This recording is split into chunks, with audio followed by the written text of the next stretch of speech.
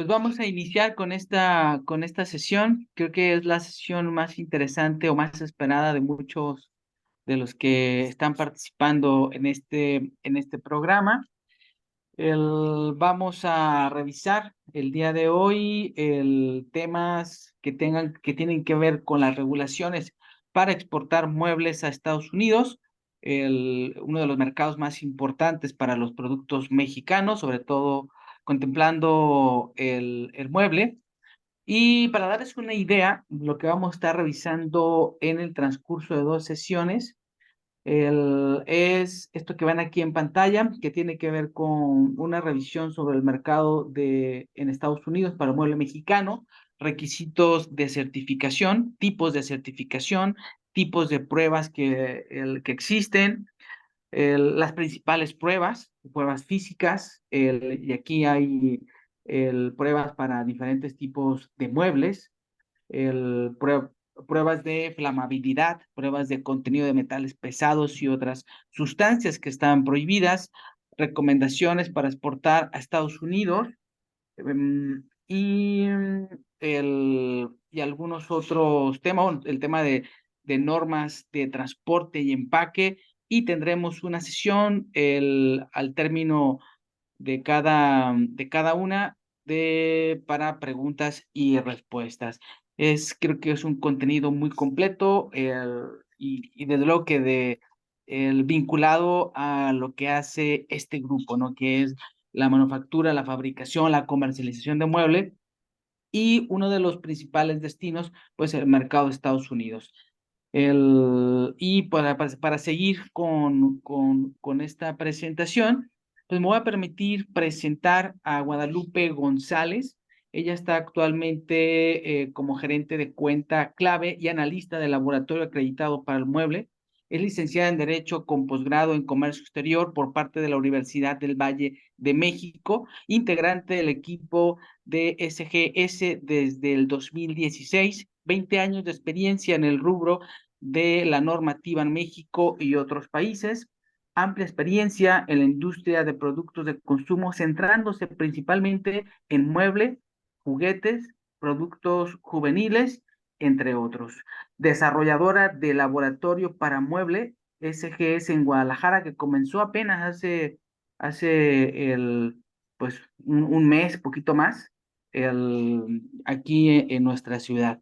Guadalupe, pues muchísimas gracias, bienvenida a esta sesión. Te cedo el uso de la palabra para que puedas desarrollar este tema tan valioso para la industria del mueble. Y bienvenidos a todos. Estamos aquí al pendiente. Al final puedan hacer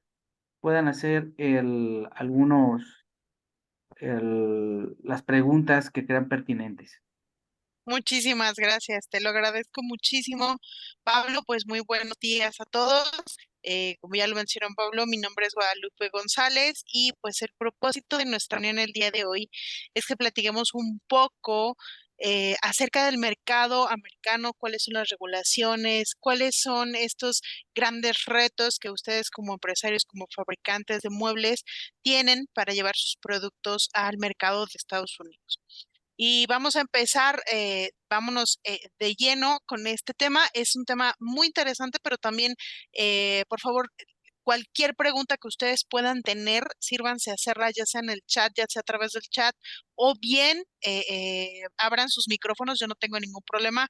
Abran sus micrófonos para que hagamos la pregunta durante el transcurso. De todas maneras, al final dejaremos un espacio, un pequeño espacio para poder resolver algunas otras dudas que vayan surgiendo, pero vamos a tratar de que sea algo muy ágil. Entonces, si tuvieran preguntas, con gusto estoy aquí para ayudarles. De inicio, quisiera que en este slide que ustedes tienen a la vista vean estos nombres que nosotros tenemos de cómo es como el mercado estadounidense secciona un poco la clasificación de lo que es muebles para su mercado. Y de acuerdo a esta clasificación, también vamos a entender un poco durante el transcurso de la plática que la legislación nos va a pedir diferentes tipos de normativas, diferentes tipos de regulaciones y por supuesto también diferentes tipos de pruebas que tenemos que hacerle a los tipos de productos. productos. Entonces, ellos nos hablan de una clasificación en donde hablamos de domestic, de children's, de outdoor, de office and public furniture. Entonces, si ustedes se fijan en domestic, vamos a encontrar todo lo que abarca el living room, la cocina, la recámara, en todas estas secciones que pudiera tener la casa. Ahí es donde abarca el apartado de domestic y después nos separa dentro de esta categoría el área de cualquier tipo de producto o mueble que esté destinado a una convivencia con niños. Y entonces ahí encontramos que puede haber un sofá, pero que sea específicamente para niños y entonces va a tener una regulación particular. Una cómoda, que es un tema que ustedes ya seguramente manejan al dedillo porque es algo que ha sido digamos, de innovación en los últimos meses y una cómoda que está destinada para ropa, pero que va a ser para niños o que va a estar cerca de donde hay niños o en un cuarto donde hay niños, en una casa donde hay niños, entonces deberá cumplir con una regulación en particular. Las mismas sillas tienen que cumplir con una regulación diferente en el caso de que éstas se encuentren relacionadas, digamos, con niños. Entonces, ahí es donde entra esta separación en la regulación. Después nos habla del área de outdoor, que es todo lo que tiene que ver con mobiliario para exteriores, desde sillas, sillones, camastros, mesas, techos o carpas, como lo conocemos acá en México. Todo esto se considera mobiliario para exteriores y en Estados Unidos también tiene una regulación muy particular y pruebas muy particulares que tal vez no serían a un mueble que se va a encontrar en el interior. Y ahí vamos a encontrar, cuando veamos el apartado de las pruebas, vamos a encontrar esta diferencia entre las pruebas de, por ejemplo, los materiales que se usan para productos en el exterior y los productos que se usan para muebles del interior. Después hablamos de la categoría de office, que también ahí encontramos esta separación muy reciente que la legislación americana nos hace sobre los muebles que van a ser destinados a una oficina que ahora ellos le llaman regular, es decir, a una oficina que de este tipo que nosotros conocemos, en donde hay cubículos o hay oficinas o hay puertas o hay tal vez alfombrado o hay algún piso de algún tipo en particular y otros muebles que ahora ellos le llaman de pequeña oficina o lo que nosotros conocemos como home office. Entonces, ahora ya hay una categoría específica para estos pequeños escritorios que nosotros, por la necesidad de la pandemia, hemos venido a colocar dentro de la casa y que tienen sus regulaciones muy particulares. Y por último, un apartado que ya es mucho más específico y que tiene que ver con todo el mobiliario que se compra para efectos de muebles públicos, como estas bancas para los parques, como estos sillones que se ponen en las plazas públicas, etcétera. Entonces, todo este mobiliario, digamos, público es el que entra en este apartado. Como ya lo mencionaba Pablo, estos son los temas que vamos a tratar durante esta plática. Esto es importante que ustedes lo tomen en cuenta y como citábamos, va a haber 2 sesiones de hora y media cada uno. Una es el día de hoy y la otra, si no me equivoco, es el día jueves. Por favor, si ustedes preparan, por ejemplo, preguntas que quieran traer el día jueves a esta sesión, también es válido. Empezamos con esas preguntas, si ustedes gustan, ya sabiendo los temas que vamos a tratar. Y ven ustedes en el slide que se encuentra en 2 colores, entonces más o menos esa es la división que vamos a hacer. La parte que ustedes pueden ver en color anaranjado es lo que vamos a tratar el día de hoy y la parte que ustedes ven en color gris es lo que vamos a tratar el día jueves. Entonces vamos a dar, digamos, guiada a todas estas preguntas. Cualquier cosa que ustedes vayan necesitando, por favor, déjenmelo saber. Acá, una de las cosas que queremos notar, digamos, en esta presentación es que el objetivo de toda la plática que nosotros traemos para ustedes es el crecimiento. Definitivamente la globalización nos ha venido a enseñar o a mostrar que quien crece digamos, siempre va a tener muchísimas más posibilidades de hacer algo más con su empresa. Pero la parte del crecimiento implica una palabra adicional que tiene que ser el superarse. Esto es, podemos crecer todas las empresas al mismo tiempo, pero siempre vamos a tener un nivel de competencia en el cual nos vamos a destacar y esto es lo que ha traído la globalización hasta hasta nuestros días, ¿no? ¿Cuál es la ventaja, digamos, de este tipo de crecimientos o de estas empresas que finalmente logran hacer el apartado de la exportación? Por supuesto, aperturamos nuevos mercados, vamos a desarrollar la empresa, por supuesto, por generar nuevos ingresos, ya no dependemos totalmente del mercado local y, por supuesto, hacemos un aprovechamiento integral de la empresa, de la capacidad instalada dentro de nuestras empresas, porque lo mismo nos da a producir para el mercado local que para el mercado foráneo. Y ahorita vamos a ver por qué también esta globalización a raíz del Tratado de Libre Comercio o de lo que llamábamos antes TLC y ahorita TEMEC, nos ha traído también esta circunstancia que el mercado local ha ido mejorando en calidad. ¿Por qué? Porque no me funciona fabricar dos muebles de diferente calidad, sino que ya hago una sola etapa de fabricación o de producción con las mismas calidades y cualidades, y esto beneficia también al mercado local. Por supuesto, hay un fortalecimiento de la competitividad, nos da la posibilidad de tener ventajas sobre nuestros competidores, pero también hace al mismo tiempo con esta competitividad que el mercado vaya creciendo en sí. Por supuesto, nos da actualizaciones tecnológicas. Ustedes lo saben, lo han visto con estas nuevas pruebas que hemos estado realizando para sus cómodas, sus cajoneras, etcétera. ¿Por qué? Porque hemos tenido que innovar, hemos tenido que sacar recursos, digamos, tecnológicos para entender cómo hacer que nuestros muebles crucen esa línea de cumplimiento, para conocer cómo estos muebles van a pasar una reglamentación y digamos que ahorita estamos como en este principio, por supuesto.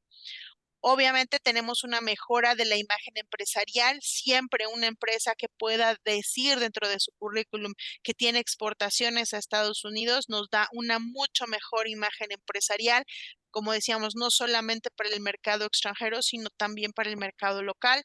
Y por supuesto, generamos empleos y divisas, que esto finalmente viene a ayudar a nuestro mercado local. Después, una de las partes más importantes que tenemos dentro de este mercado, el americano, es que la exportación es un negocio muy rentable para cualquier tipo de negocio, siempre y cuando se cumplan los requisitos para evitar problemas legales y aduaneros. Una de las cosas que seguramente sus clientes en otras partes del mundo les han pedido es que ustedes se encarguen de revisar cuáles son las regulaciones y cumplirlas per se. Es decir, el mercado internacional está acostumbrado a que el fabricante busque el cumplimiento y ponga el producto en total y en total certeza al mercado exterior. Y eso nos va a dar siempre una pauta para que nuestro producto se vuelva confiable a lo largo del tiempo. Una de las, digamos, ventajas que tiene el mercado americano, y que eso es algo que quisiera que tuvieran ustedes muy en mente, es que el mercado americano confía en la palabra. No por nada, el mercado americano es uno de los de mayor apertura, pero también uno de los de mayor regulación. Es decir, el mercado americano confía en la palabra de quien está realizando la exportación, o en este caso la importación a Estados Unidos, porque nos le dice al fabricante o al importador, le dice, ok, tú dime que lo estás cumpliendo y cruzamos productos con un simple documento que dice yo garantizo que mi producto está en cumplimiento con las siguientes normas.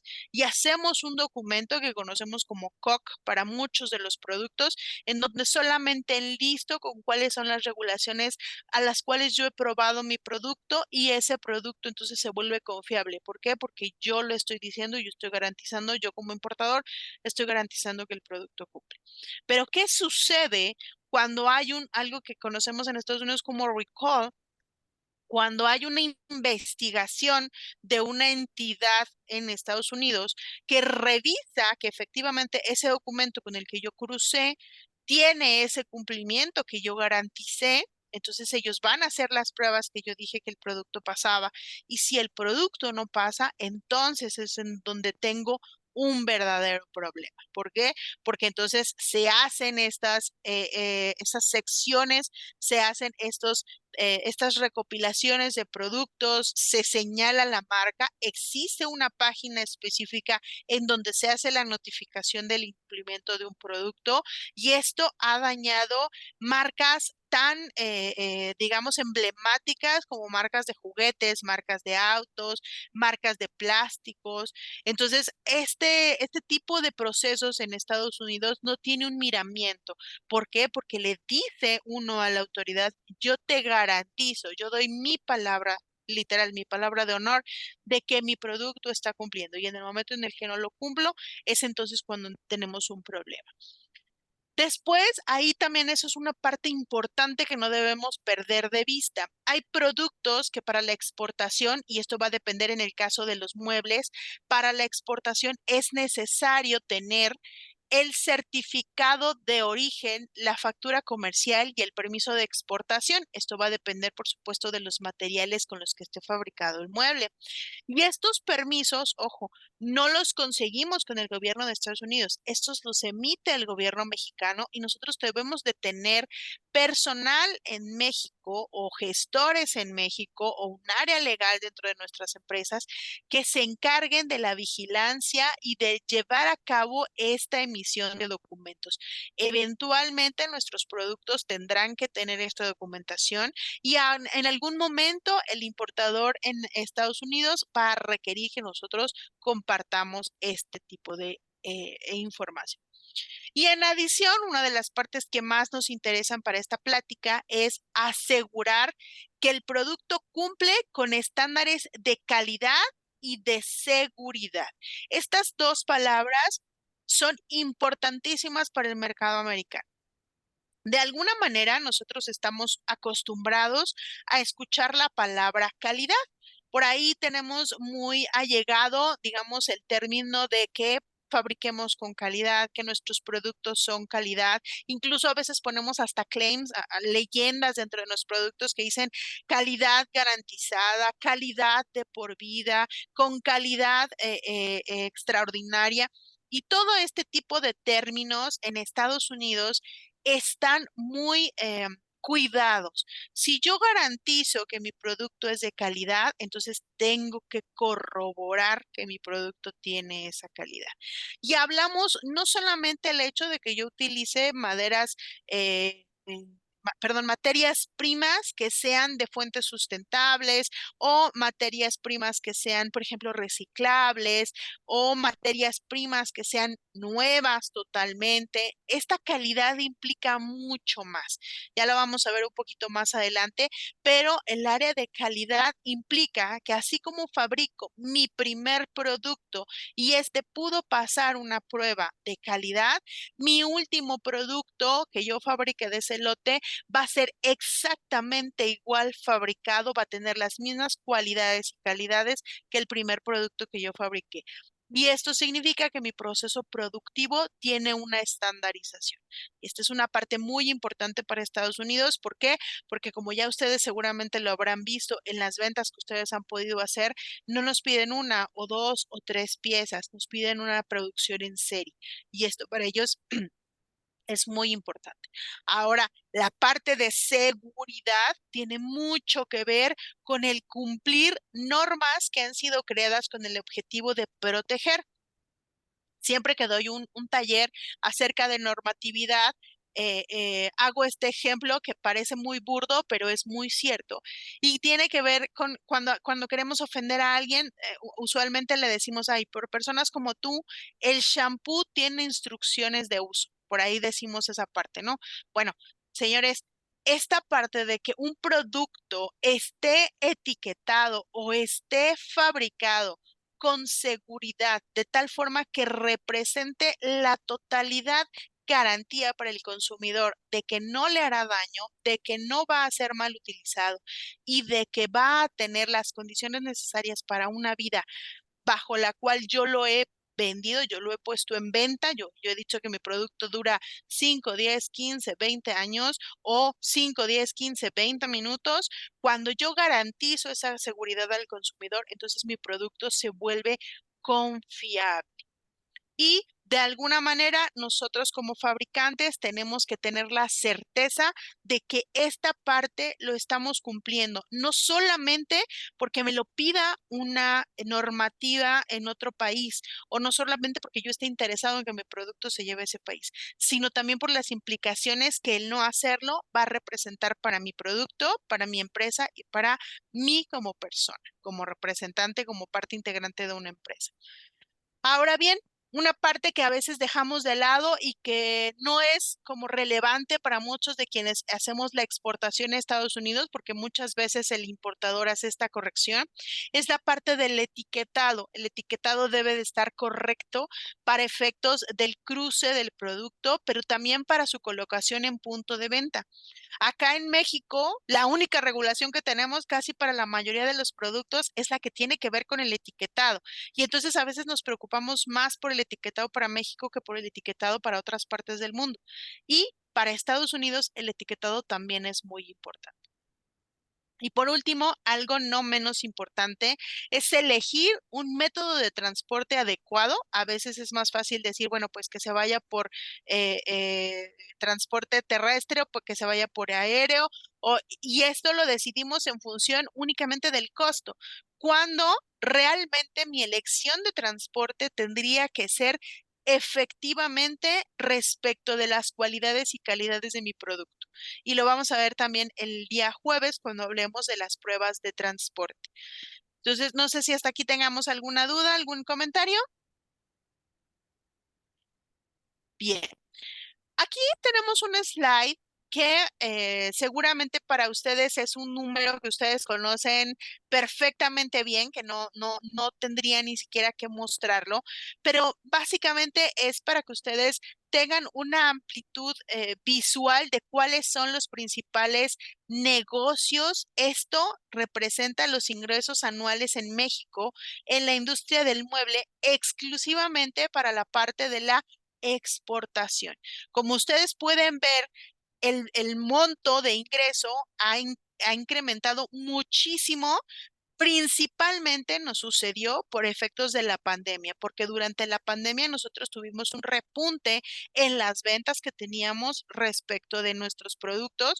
¿Por qué? Porque gracias al nearshoring, a estar mucho más cerca, a tener menos problemas para enviar productos hacia Estados Unidos, nos voltearon a ver. Nos hicimos notorios para Estados Unidos porque entonces dijeron, ok, no tengo que hacerlo con China, lo puedo hacer con México. Quizá mi costo no sea el mismo, pero puedo solucionar mi problema de entrega y puedo dar a México esta capacidad productiva eventualmente para hacerme cercano de mucho más producto. Y entonces no solamente fue ese primer inicial en donde le dimos al cliente lo que estaba esperando, sino que además le dimos calidad, le dimos seguridad, le dimos entrega y le dimos lo que estaba esperando, que eso es precisamente a lo que llevamos o a lo que llamamos trabajar con calidad. Entonces, en este sentido, estos ingresos que tuvimos un repunte hacia el año 2020, 2021 a raíz de esta pandemia, se han quedado con nosotros. Sí tuvieron un decremento en el año 2022, pero no el esperado, es decir, no volvieron a bajar a los niveles en donde estábamos trabajando. Si ustedes se fijan, no han decrecido a más de un año.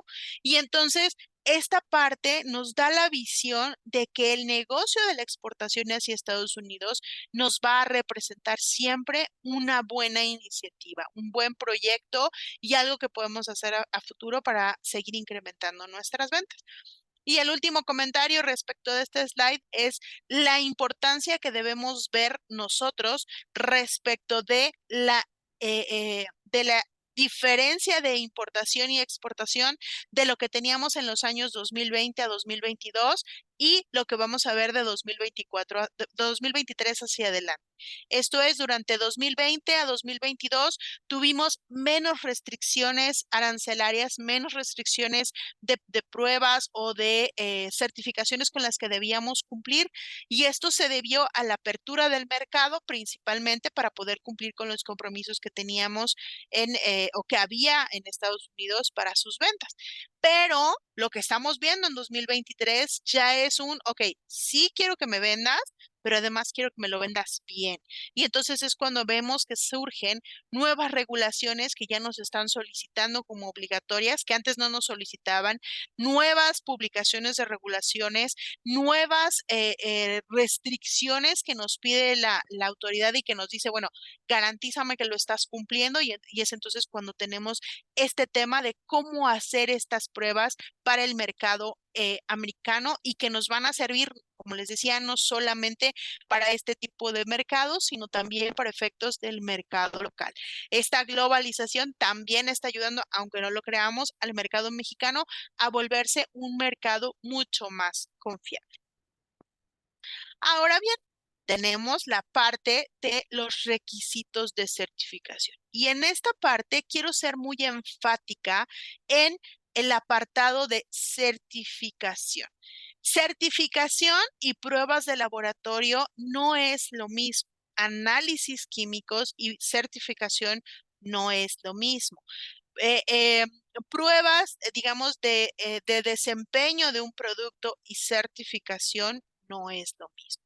Y aquí vamos a entender entonces que por definición la certificación es un proceso mediante el cual una entidad independiente, es decir, yo puedo hacer mis propias pruebas, pero no voy a obtener la certificación porque requiero que una entidad independiente haga la evaluación y verifique que un producto, un servicio o un proceso cumple con requisitos establecidos. Esta certificación tiene el propósito de demostrar la calidad, la fiabilidad, la mejora y la reputación de mi producto. Y por supuesto, va a aumentar la confianza no solamente de mi comprador en otras partes del mundo, sino también de el consumidor respecto de mi marca y mi producto. Y esto va a hacer que mi marca se vuelva confiable a nivel internacional. Este apartado es importante porque yo quiero que ustedes vean que cuando nosotros hablamos y decimos, oye, necesito una prueba de metales pesados, por ejemplo, que vamos a verla un poquito más adelante, esta prueba no consiste en una certificación. Pero si yo hago una prueba de metales pesados, más una prueba de seguridad, más una prueba de calidad, entonces ahí sí tengo en conjunto el apartado de certificación. O bien, si yo voy a probar para una prueba de seguridad que en el texto de la normativa me habla de certificaciones, entonces sí estoy hablando de una certificación. ¿Y por qué esta parte es importante? Bueno, porque hay pruebas que yo puedo hacer internamente, como lo mencionábamos. Yo puedo desarrollar una prueba interna y mostrar que mi producto en este sentido es seguro, pero no va a ser lo mismo a que lo haga una entidad ajena y esa prueba garantice el poder obtener una certificación, ¿no? Ahora, existen diferentes tipos de certificación. Estas pueden ser requeridas por la autoridad dependiendo del tipo de producto, decíamos, del sector al que va dirigido, si es un mobiliario para interior, para exterior, para cocina, para niños, etcétera. Y por supuesto tienen que ver con el material del producto. Nosotros conocemos en Estados Unidos 4 tipos de certificaciones, y aquí quisiera que tuvieran mucha, digamos, mucha apertura para comprender cuáles son las principales características de cada una de estas certificaciones. La primera que tenemos es la certificación de calidad. Y esta certificación de calidad principalmente se va a referir a la evaluación de un sistema de gestión de calidad que asegura que una empresa va a cumplir con estándares, con requisitos, con cualidades, con formatos, con un procedimiento, y que tiene una herramienta útil para mejorar eficiencia y efectividad. Esto quiere decir que si yo fabrico, lo que les mencionaba hace un momento, fabrico el primer mueble, al tener este sistema de gestión de calidad, mi último mueble va a tener las mismas características, cualidades y calidades. Y esto garantiza que no importa en qué parte del proceso yo haga mi importación de producto, voy a tener siempre las mismas calidades en el producto. Y también me da la certeza a tres niveles, que yo compro materia prima segura, que utilizo proveedores confiables y que tengo la salida del producto con una evaluación de calidad previo a esa extracción de producto. Esto es lo que hace un sistema de gestión de calidad. Y por ahí les pongo este logo que seguramente ya ustedes han visto en muchas ocasiones, que es el logo de cumplimiento con la certificación de un sistema de gestión de calidad. Por ejemplo, hay muchos, pero por ejemplo, para ISO 9000. Estas certificaciones nos dan la posibilidad de saber que mi producto tiene cualidades al momento de su fabricación y que tengo un procedimiento establecido para realizar.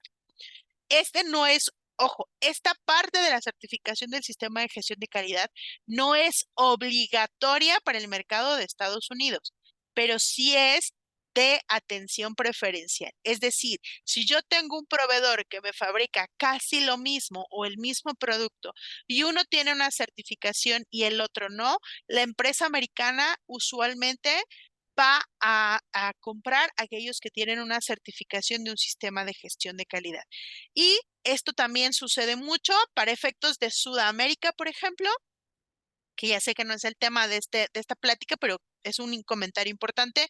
En Sudamérica, si no tenemos esta certificación, puede llegar a haber un gasto de hasta $10,000 para poder llevar nuestro producto a Sudamérica, porque hay que hacer una inspección, digamos, especial y específica para ciertos países para poder cumplimentar este apartado. Entonces, fíjense la diferencia en tener una certificación de calidad y no tener. Después tenemos el tipo de certificaciones ambientales, que es también de un sistema de gestión, pero en relación al apartado ambiental. Los más comunes que conocemos por ahí, pues son el ISO 14000 o esta certificación que vemos aquí el logo, que es FSC, que se refiere al uso de materiales sustentables en el ámbito forestal, que ya también si en algún momento lo requieren, podemos dar una plática muy específica y muy detallada sobre este nivel de certificación que ya se está volviendo a nivel mundial por este desarrollo de la sustentabilidad que nos está solicitando la ONU a todas las empresas en el mundo y sobre todo en las empresas globales. Nos está pidiendo que nosotros compremos materiales de empresas que tengan esta certificación FSC. Entonces, se está volviendo muy importante a nivel de sustentabilidad, pero también nos da la garantía de estar dando un granito de arena en este apoyo para la cuestión ambiental. Eh, Obviamente, esta certificación tiene el propósito de ayudarnos a reducir el impacto ambiental, pero también tiene un propósito de la mejora de la imagen de la marca en el mercado. Y es por eso que muchas empresas en Estados Unidos, de grandes marcas, grandes retails, piden esta certificación. Sí por la parte ambiental, sí por lo que tiene que ver respecto del cumplimiento con estos objetivos de sustentabilidad de la ONU, pero también en cuanto a la mejora de la marca.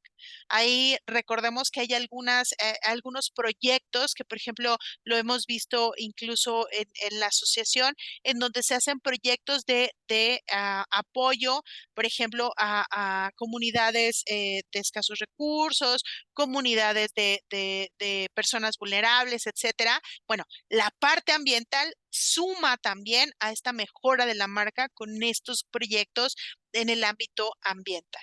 ¿Ok? Después, el tercer tipo de certificación que manejamos es la que se refiere a la seguridad y esta corresponde a una evaluación de un producto o servicio respecto de alguna directiva en particular en la que se van a realizar pruebas que pueden ser físicas o químicas y que tienen el propósito de garantizar que el producto es seguro para el consumidor. Y ahí tenemos como ejemplo este logo que ustedes pueden ver de la marca BIFMA. Esta entidad, BIFMA, es una entidad en Estados Unidos que se dedica específicamente, como acá en México tenemos a Normex o tenemos al IMC, etcétera, se dedica específicamente a la creación de normas de seguridad, cuyo propósito es ir mejorando las calidades de los productos y garantizar la seguridad del consumidor. Y por último, lo que tiene que ver con certificación de productos y servicios. Esto es una evaluación de productos que también tiene el propósito de garantizar que cumplen con estándares y requisitos, pero tiene más bien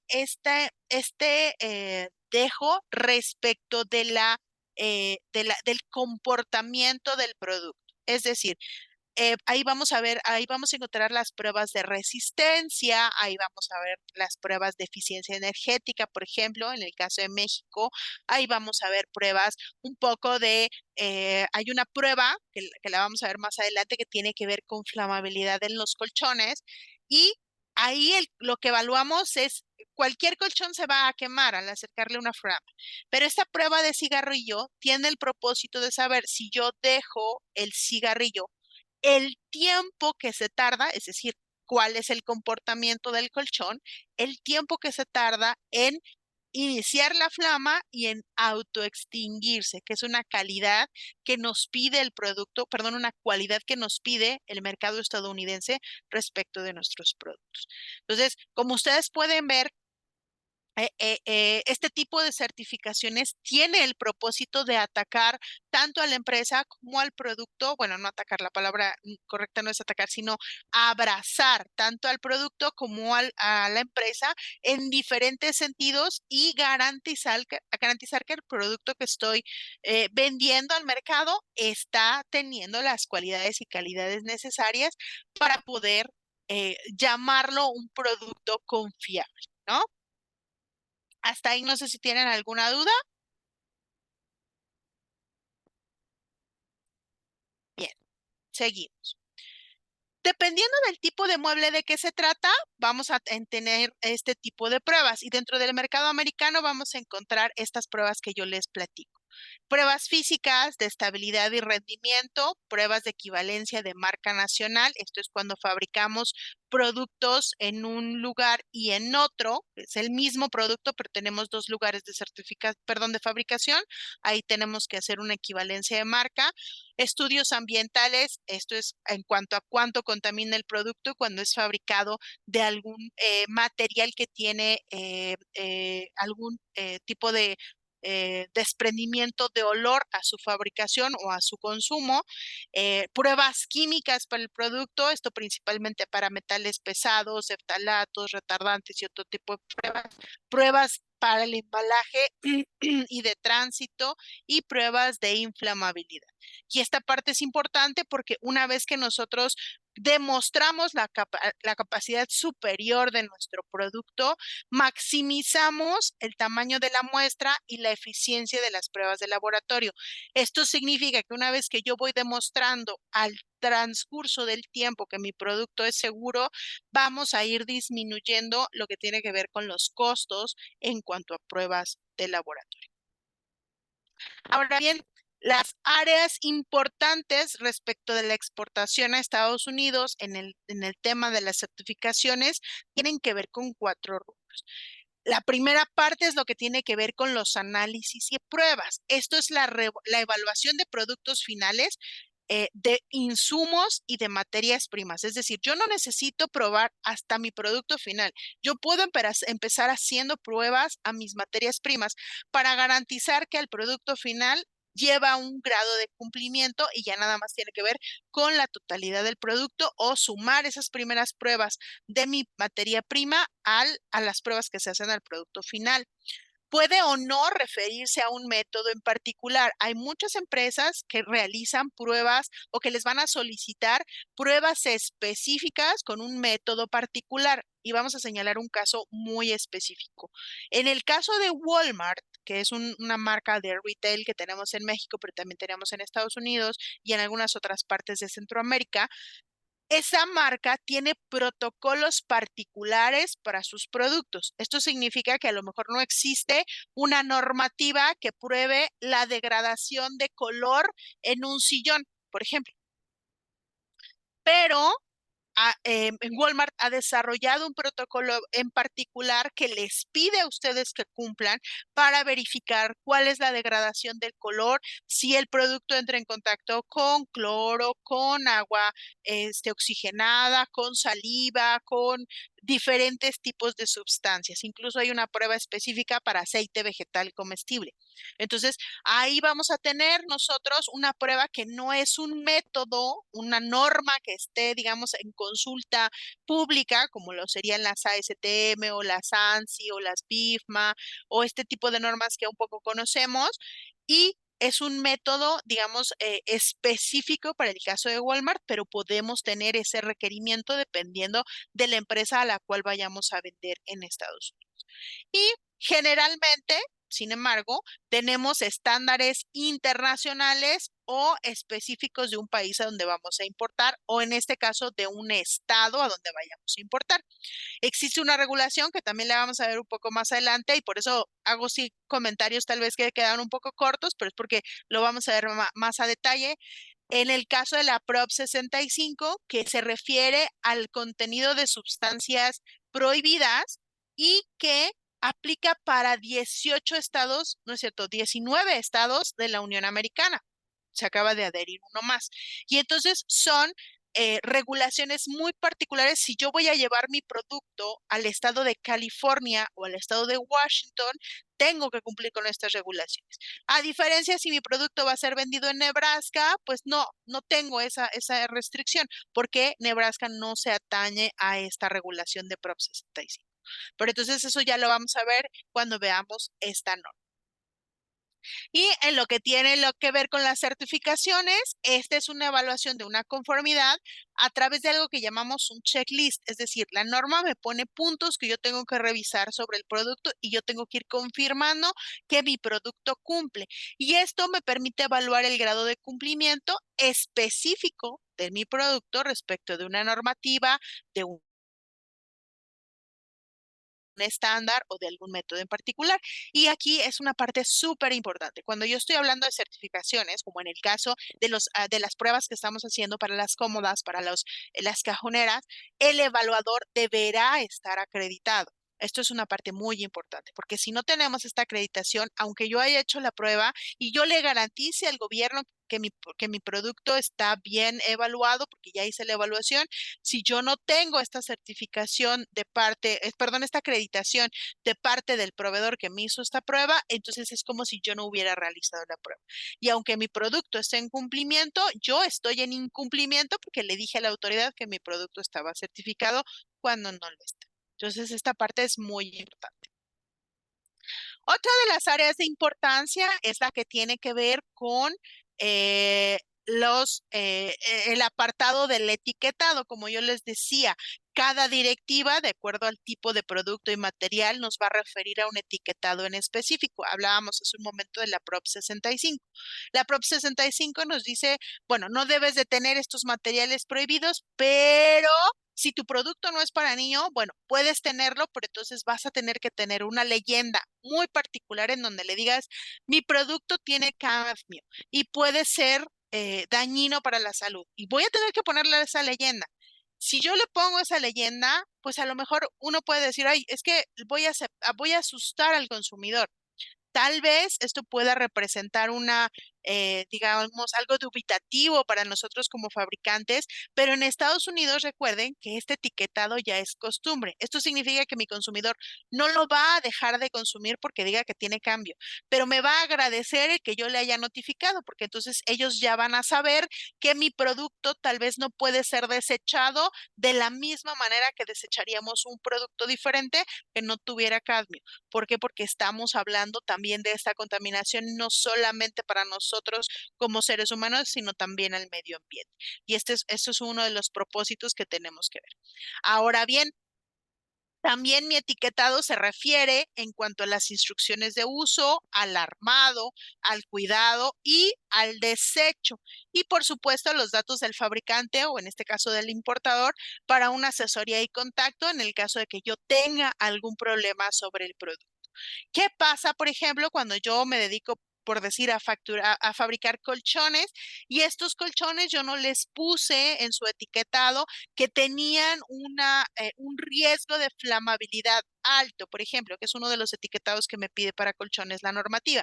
Y entonces cuando yo no le pongo eso, el consumidor no sabe que no debe colocarse, por ejemplo, cerca de fuentes de ignición inmediatas, como lo son calentadores de estos, en Estados Unidos, en lugares donde hace mucho frío, tienen unos calentadores que tienen, digamos, las resistencias muy cercanas. Y entonces este calor puede llegar con la fricción entre cobijas y colchón a generar la ignición del producto. Y esto representa un riesgo para la salud. Y cuando mi colchón no tiene un retardante, pues obviamente es el riesgo más alto. Cuando yo no etiqueto este producto correctamente, el consumidor sabe que es más barato, lo va a comprar porque es más barato, pero no se percata, digamos, de este riesgo de ignición tan alto.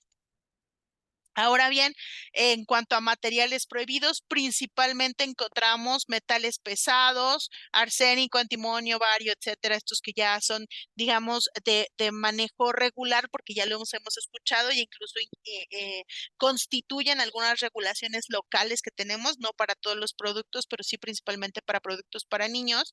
Y lo que tiene que ver con neftalatos, que seguramente ustedes como conocedores del mercado tienen mucho más claro el uso de los phtalatos, que son materiales que se le colocan a los plásticos para adquirir ciertas capacidades y cualidades específicos. Lo que hablábamos de retardantes de flama, que estos se van a colocar principalmente dependiendo del material del que estoy elaborando mi producto.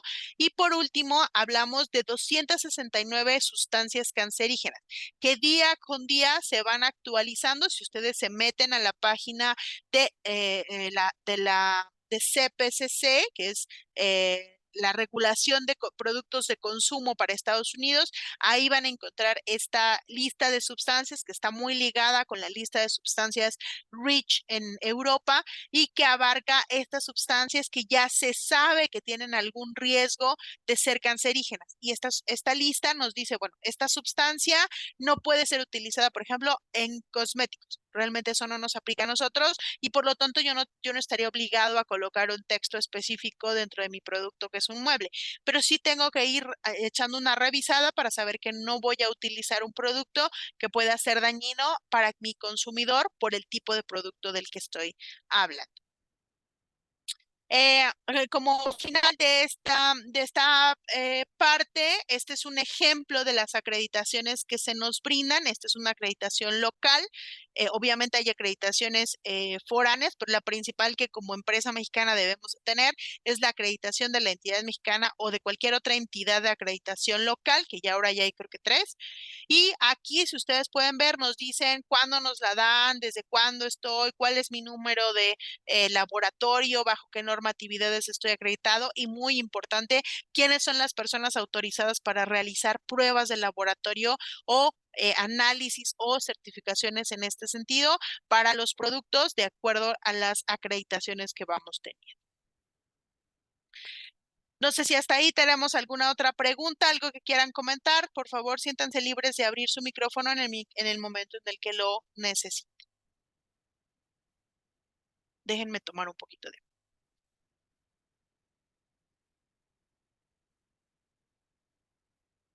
Bien. Siguiendo con nuestra presentación, ahora ya vamos a entrar de lleno a cuáles son las principales pruebas que nos va a requerir el mercado americano. En el slide que ustedes pueden ver justo ahora, eh, nosotros vamos a tener este listado de diferentes normas. Si ustedes lo ven, es un listado grande. Estas son las principales pruebas en cuanto a pruebas físicas se refiere. Y aquí podemos ver pruebas que están destinadas a diferentes tipos de productos. Estas son las nomenclaturas y los nombres en inglés. Vamos a ver un poco más adelante ya en lo que se refiere a cada una de las pruebas, un poco más a detalle acerca de la referencia para que ustedes puedan verlo. Pero sí quería ponerles esta lista porque las que vamos a ver realmente son pocas, el tiempo que tenemos es realmente poco, pero si ustedes tuvieran alguna duda o quisieran saber si su producto está sujeto a alguna prueba en particular, además de que estas en algunas ocasiones se aplican de manera supletoria, es decir, a lo mejor no corresponden al producto en particular, pero se le aplican. Una de ellas es, por ejemplo, a los cojines y almohadas. Tienen que ver con algunos de estas pruebas físicas y tenemos mucha historia, digamos, en cuanto a cómo poder hacer estas pruebas, cómo saber que mi producto pasa. Están ustedes, por supuesto, invitados a una visita al laboratorio en el momento en el que lo deseen para poder ver cómo se hacen las pruebas y digamos que ustedes reciban videos respecto de cómo se hacen este tipo de pruebas. Algunas pruebas, por ejemplo, las de flamabilidad, no las podemos hacer con visitantes, pero sí podemos enviarles videos sobre de cómo se realiza. Vamos a ver también algunos videos en este. Entonces, esto es importante para nosotros porque también tenemos una gran amplitud de pruebas que el mercado americano requiere y que tienen que ver con el tipo de producto de que se trata, pero si ustedes se fijan, también con el material del que estamos hablando. Hay algunas pruebas que son específicamente para sillas para exteriores de plástico. Es decir, que si mi silla es de madera, aunque sea para exterior, no le aplica. Y entonces tenemos otra que es para paneles de plástico para lounges en exteriores. Y hay otras que son específicamente para gabinetes de cocinas. Y hay otras que son para estantes que van a cargar televisiones de ciertas dimensiones. Y por supuesto la que conocemos de las cajoneras, de los vestidores, de las cómodas para el almacenaje de ropas, también tienen que ver con eh, con una dimensión y peso en particular del mobiliario y con el uso que le vamos a dar al mobiliario. Esto es en particular, digamos, las características específicas que cada una de las normatividades nos aplica. Entonces, muchas veces vamos a tener que tal vez nuestro comprador nos dice, oye, tienes que ver, tienes que hacerle pruebas del BIFMA 5.6 y del BIFMA, perdón, y del ASTM, este, F1988. Y entonces ustedes pueden acercarse con nosotros como laboratorio y preguntarme, oye, mira, tengo un panel que tiene estas características, es de este material, etcétera. Nos ayudan con información sobre el producto y nosotros ya les confirmamos, mira, esta prueba no la requieres porque tu producto no es para cocina, pero esta prueba sí la requieres porque es para exteriores. Y entonces ahí vamos a tener cuidado en cuanto a saber cuál es la prueba que estamos requiriendo. Y respecto de las pruebas, de las demás pruebas, tenemos pruebas de flamabilidad, que hablábamos de las pruebas que son específicamente para mobiliario o para otros tipos de mobiliario y otras pruebas que son, esperen porque no me ha cambiado ya, y otras pruebas que tienen que ver específicamente con el área de colchones. Estas pruebas se refieren principalmente a la parte de cómo va a quemarse, es decir, en qué sentido va a quemarse, cuál es el tiempo que tarda en hacer la ignición, lo vamos a ver en la siguiente sesión, y sobre todo, si es que hay presencia, cuál es la diferencia entre un producto con retardantes de flama y un producto que no tiene retardantes de flama.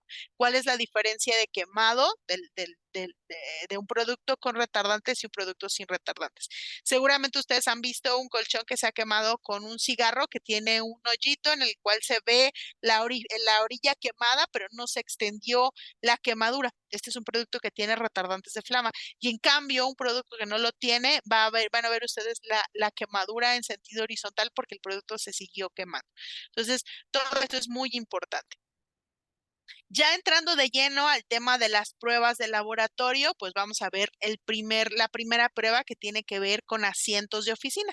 Esta imagen que ustedes pueden ver aquí, pues básicamente tiene que ver con cuáles son, digamos, los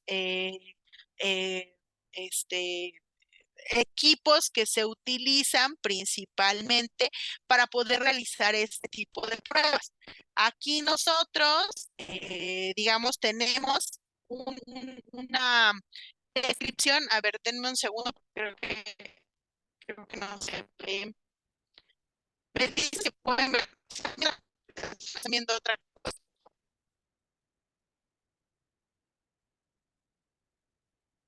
¿Alguien podría abrir su micrófono, por favor? Sí, estamos viendo un video que vas a iniciar.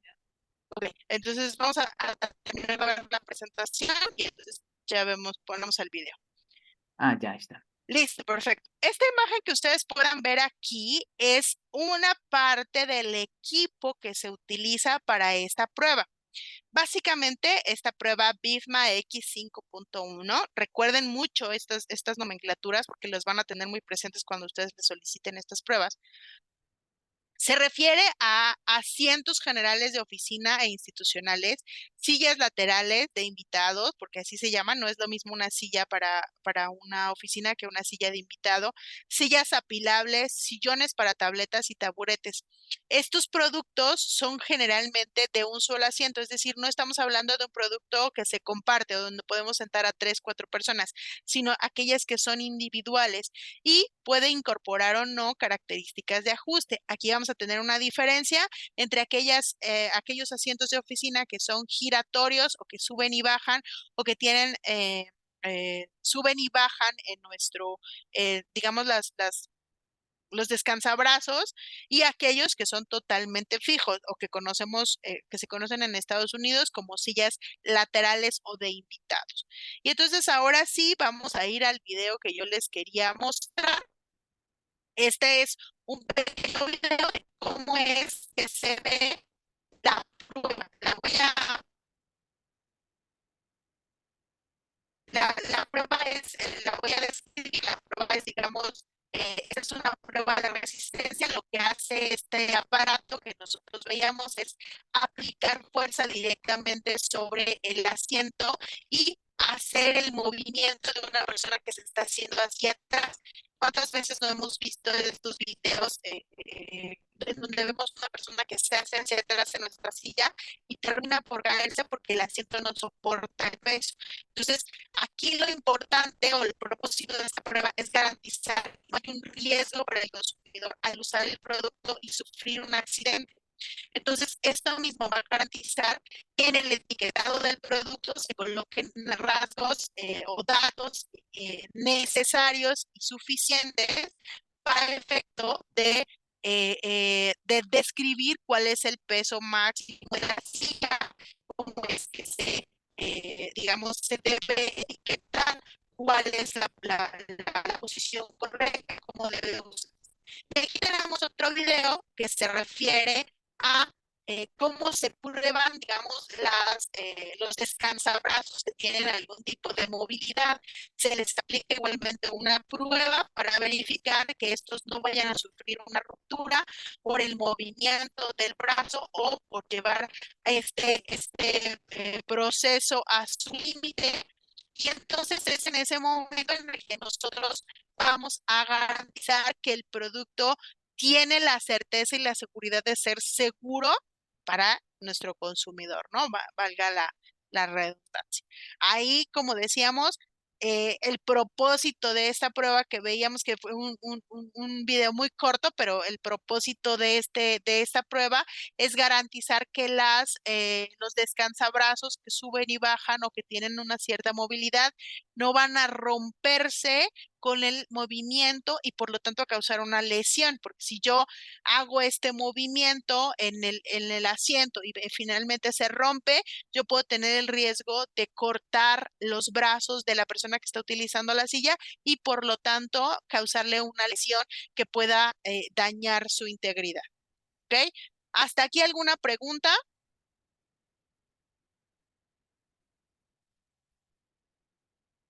Bueno. El equipo que se utiliza para o que debe utilizarse para este tipo de pruebas está controlado por PLC con un software de análisis de datos. Es decir, no es una evaluación que se hace a través de la apreciación. Muchas gracias por responder. No es una evaluación que se hace a través de la apreciación del inspector o del analista que está haciendo la prueba. Este resultado se va a dar a través de mediciones de un sistema. Ahí vemos, digamos, una pantallita de cómo es que el sistema nos va a dar estas mediciones y es donde nos dice, bueno, va a soportar tanto peso, aguanta tantos movimientos hasta tal secuencia o en el momento de la secuencia 50 y tantos o de la secuencia ciento y tantos, es cuando el producto presenta ya una resistencia porque ya o ya no presenta resistencia al movimiento. Todos estos datos nos los va a dar el equipo y por eso es tan importante que el equipo con el que se haga sea el actualizado conforme al requerimiento, conforme a la norma. Y esto nos va a dar una profundidad en los resultados que nos permite ver sobre todo que el producto se encuentra en cumplimiento y esto va a venir registrado en nuestro informe que garantice que el producto cumpla con la norma. Y obviamente, pues esta respuesta es en tiempo real, no es una respuesta que tengamos que esperar, no sé, a que nosotros lo hagamos la prueba y haya un cuarto, quinto analista que revisen las pruebas, cuáles fueron los resultados y después ya darnos su opinión sobre de si el producto pasa o no pasa. El mismo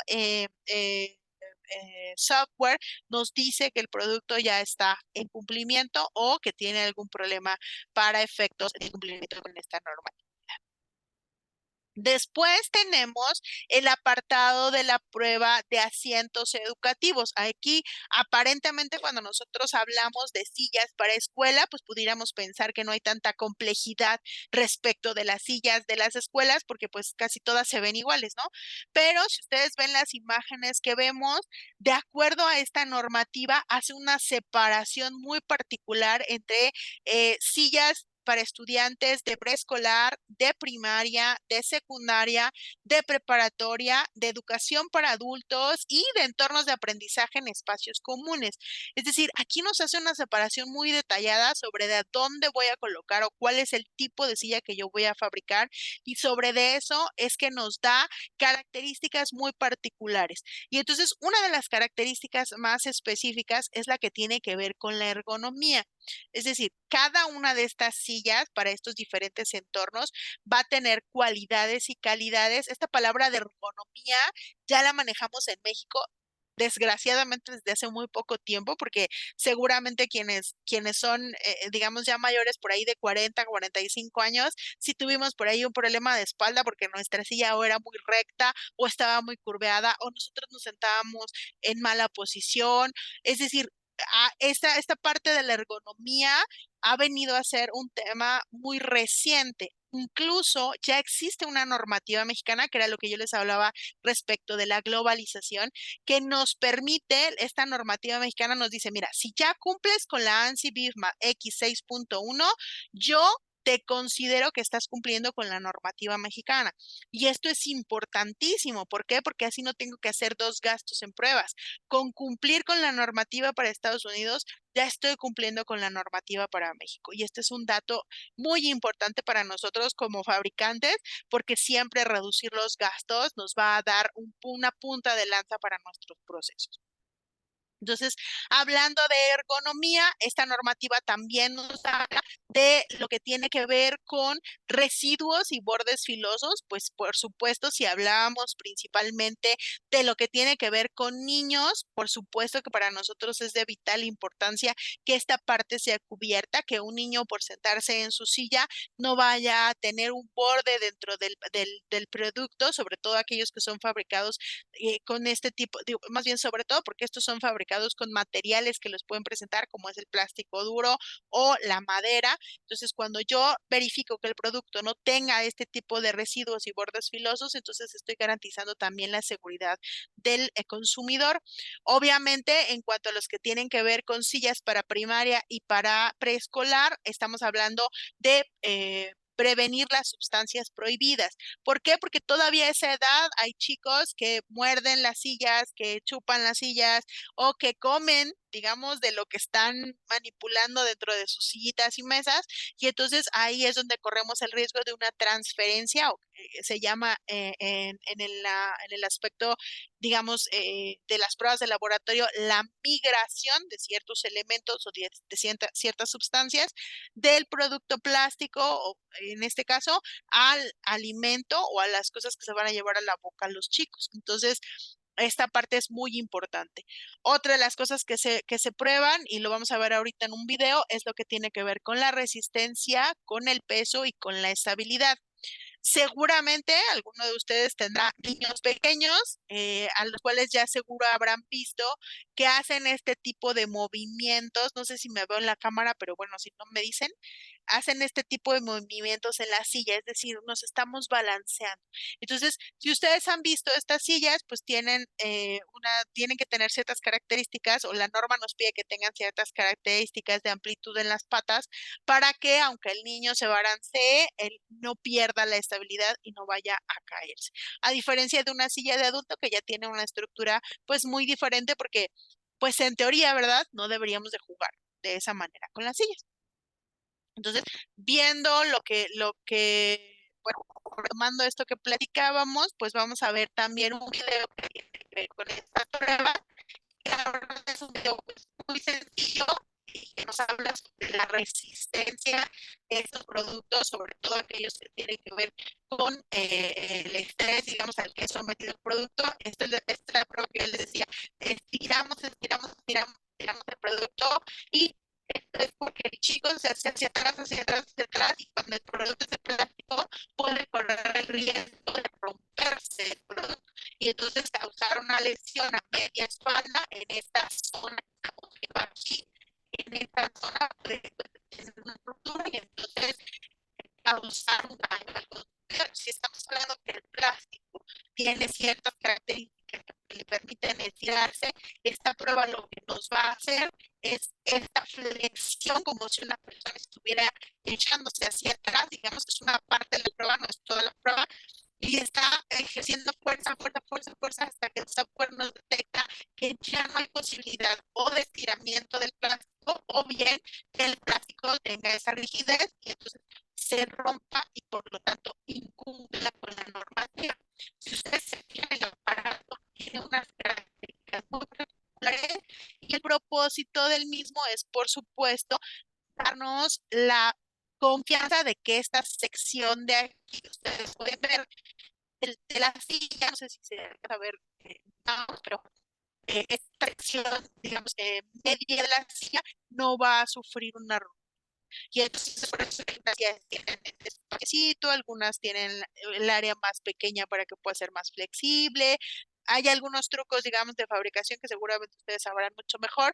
Y la norma lo que nos pide es que no haya esta ruptura al estrés al que sometemos este tipo de ellas. Aquí hay una visión, digamos, otra vez, de cómo es que se ponen estos pesos, cómo es que se hace. Estas imágenes son de nuestros laboratorios, cómo es que se hacen este tipo de pruebas, dependiendo del tipo de silla de qué se trata. Digamos, si la silla es fija, cómo es que se le pone el peso, cómo es que se le impacta, o se le deja caer este peso, como si fuera una persona, dependiendo del tipo de silla de que se trata. Si la silla es giratoria, como se hacen las pruebas en un aparato que es rotatorio, para garantizar que aunque yo me dé vueltas, la silla no se va a zafar y no corro un riesgo sobre esta prueba. Después tenemos la prueba antes se llamaba, ay, perdón, antes se llamaba la prueba ANSI SOHO S6.5 de oficina pequeña. Esto fue cuando cuando salió esta normativa hace algún tiempo, y esta tenía que ver principalmente con muebles, escritorios, archivadores, este tipo de materiales para oficina, pero digamos que van a ser utilizados en residencias, en home office o en el entorno de oficina de uso ocasional. ahora ya los llamamos coworks o oficinas virtuales o oficinas de uso temporal. Vamos, tienen ya muchos nombres, están llegando a México recientemente, pero este tipo de oficinas que son usadas con ciertas características o los materiales que vamos a utilizar en casa ya tienen una normativa en particular. Ahora esa normativa cambió recién este año y ahora se denomina ANSI-BIFMA X6.5. Como yo les decía, lo que pedían, tal vez lo que pedían hace un año en materia de regulación, ya no sea lo que estamos pidiendo ahora, principalmente porque se trata de una regulación mucho más avanzada, porque ya, digamos, el mercado americano ya se ha dado cuenta que no puede ser tan laxo en cuanto a estas regulaciones. Estos productos pueden ser de los que ya se venden ensamblados o están parcialmente ensamblados o totalmente desensamblados. Aquellos que tenemos que armar en nuestra casa y que ya nos dicen el tornillo va, el tornillo B, el tornillo C, y es parte de lo que nos pide la normativa y nos dice, bueno, si lo vas a ensamblar, entonces necesito que le pongas esta característica principalmente al manual, que le indiques cuál es el tornillo A, cuál es el tornillo B, que estos tornillos vengan empacados separadamente. Esta es una parte importante. ¿Por qué? Porque si estos tornillos tienen un sentido para una sección y otro sentido para otro, yo no puedo causar error en el consumidor y después que tenga un producto defectuoso y por lo tanto un riesgo a su salud al momento de utilizar el producto. Y dado que el entorno de uso es diferente en el home office y en la oficina regular o lo que llamamos de oficina regular, van a ser diferentes pruebas de aquellos, digamos, de aquellos escritorios que se van a utilizar en, en momentos en donde efectivamente hay una oficina, digamos, regular. Acá sí existe el riesgo de que tengamos una presión diferente. Y aquí es una prueba, este video que ustedes están viendo, es parte de estas pruebas que se le hacen al producto, digamos, en diferentes momentos. Lo que tiene que ver con estos escritorios es que sube, baja el escritorio y entonces con un cierto peso para garantizar que esas patas que son movibles, que en muchas ocasiones estas oficinas, digamos, pequeñas o que así le denominamos, estos escritorios tienen unas patas que son movibles, se fijan que pueden adecuarse a diferentes alturas. Y entonces una de las pruebas que nos solicita es que ya con cierto peso hagamos el movimiento hacia arriba y hacia abajo de estos escritorios y garanticemos que en ningún momento las patas van a vencerse o la madera, el escritorio como tal, va a tener un rompimiento. De aquí, si ustedes se fijan en la posición de estas pesas que ustedes ven aquí, si ustedes se fijan, la prueba se hace con las pesas al centro y dependiendo del escritorio también se ponen pesas en las esquinas.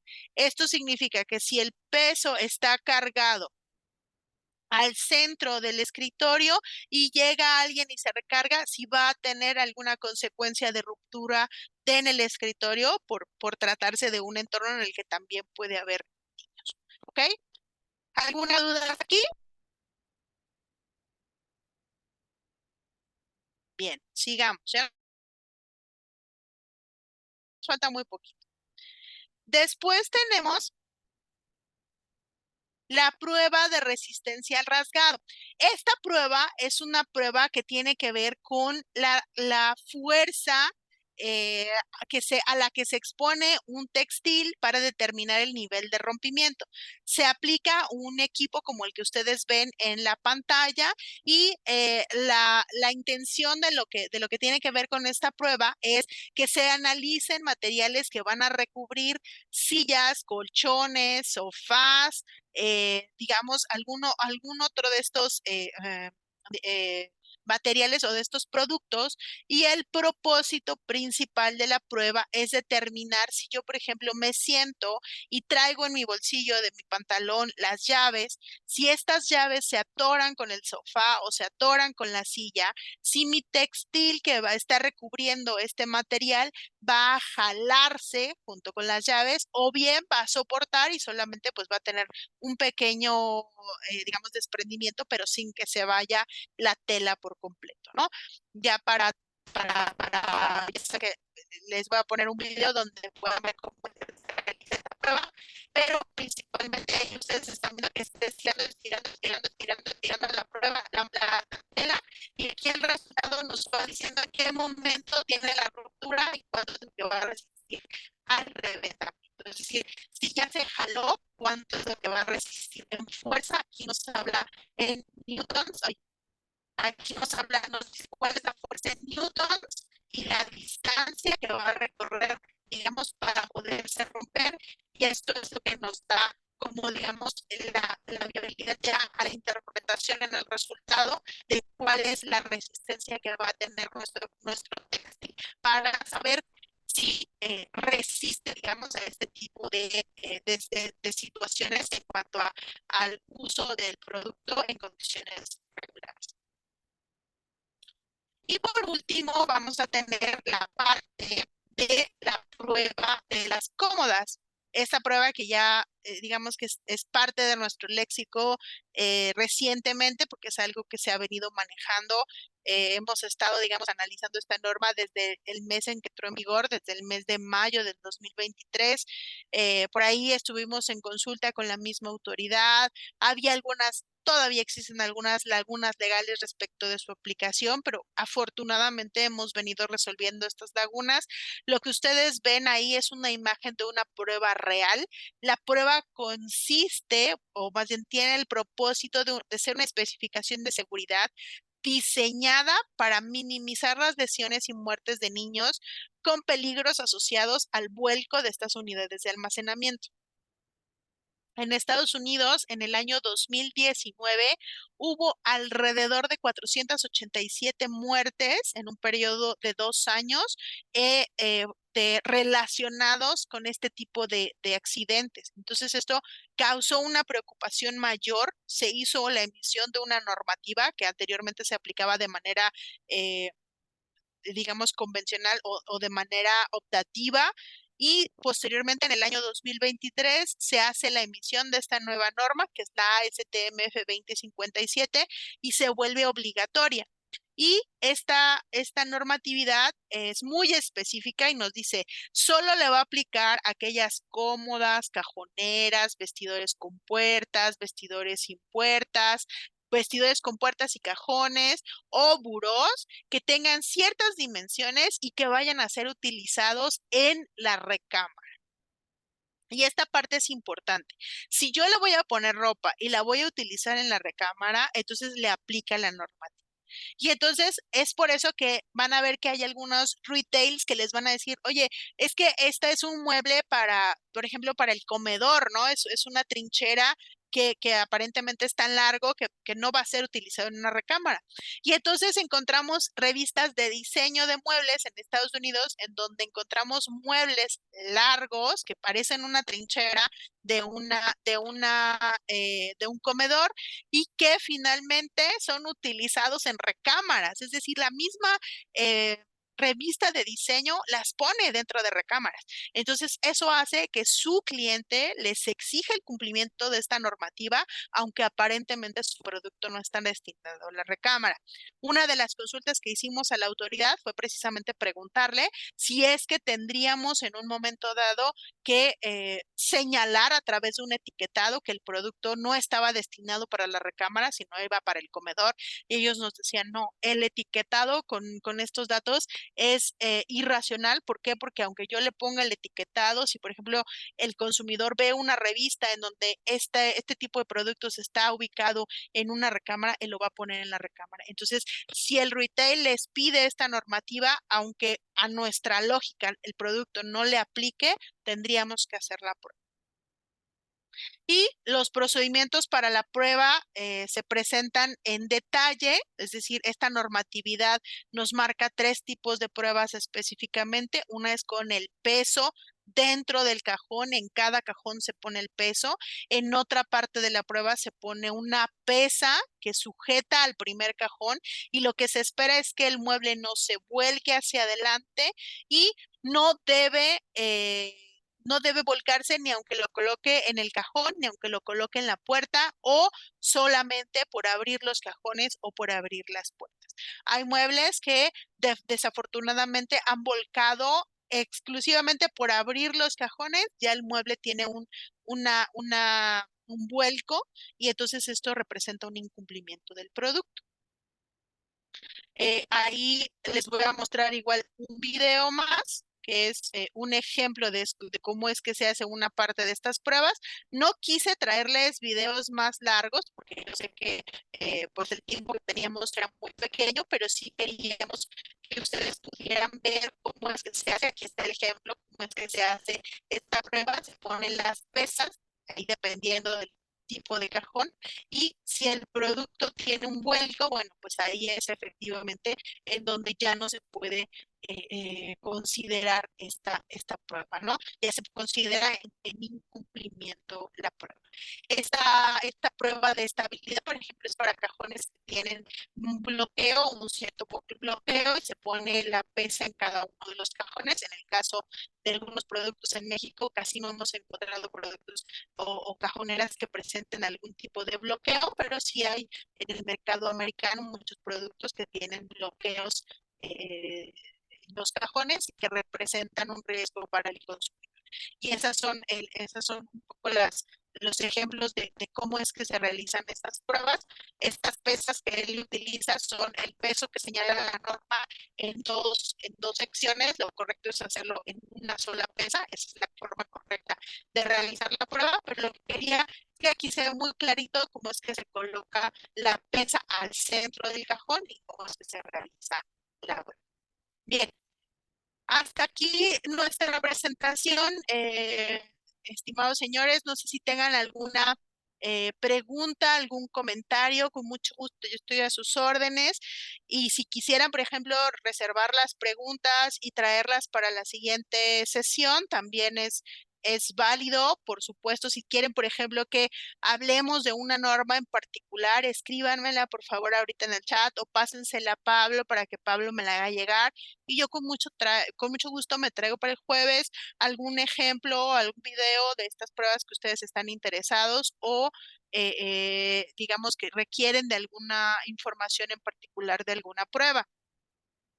No sé, por ahí no alcanzo a ver el chat, ahorita lo voy a intentar abrir, pero este, no, Listo. Bueno, de momento listo, ya. no han comentado todavía si hay alguna inquietud al respecto. En el transcurso de estos días, si hay alguna necesidad o algún tema donde se pueda profundizar, pues hágamelo saber para yo comentárselo a Guadalupe y que prepare el tema. Fíjate que aquí Samuel Ah, está haciendo una pregunta, no sé si acerca ujú, del etiquetado. claro que sí, Mm, low label y CityPad. Ok, perfecto, traigo más información. Bueno, un poco lo que tiene que ver con low label es un poco esto que les platicaba. eh, las normativas, dependiendo de la normativa que les aplica a nuestros productos, es cuando nos solicitan que el etiquetado tenga unas características muy particulares, pero en general el etiquetado legal, que así es como se le denomina para Estados Unidos, tiene unas características muy específicas. Con mucho gusto para el jueves traigo un ejemplo de lo que es el etiquetado legal para que ustedes lo puedan ver.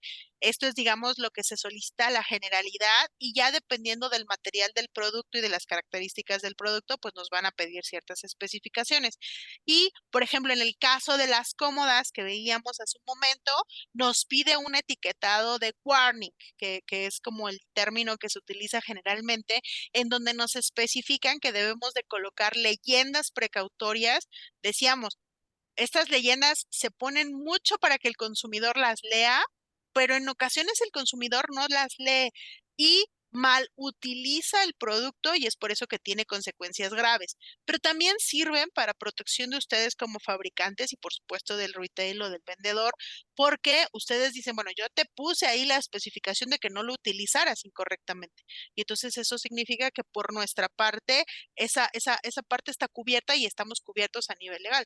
Pero también implica que nosotros debemos de colocar la etiqueta con las dimensiones y con los datos necesarios para cumplimentar la norma. Muy bien. Pues no sé si no hay, si hay algún comentario, pues es el momento, y si no, me mandan un mensaje para yo compartirlo con Guadalupe y se pueda profundizar en el tema. Guadalupe, pues muchísimas gracias. Creo que pues, estos temas son de gran importancia, sobre todo para aquellos que ya están exportando o para los que desean exportar, ¿no? Creo que, y dado que si esto no se cumple, pues no se concretan negocios. Es Exacto. indispensable esto para la parte de la exportación.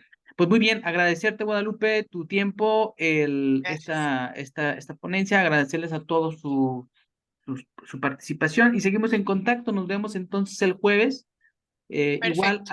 a las 11 de la mañana. Claro que sí. Pues les mando un abrazo, gracias a todos, que estén muy bien. Muchas gracias a todos por su atención.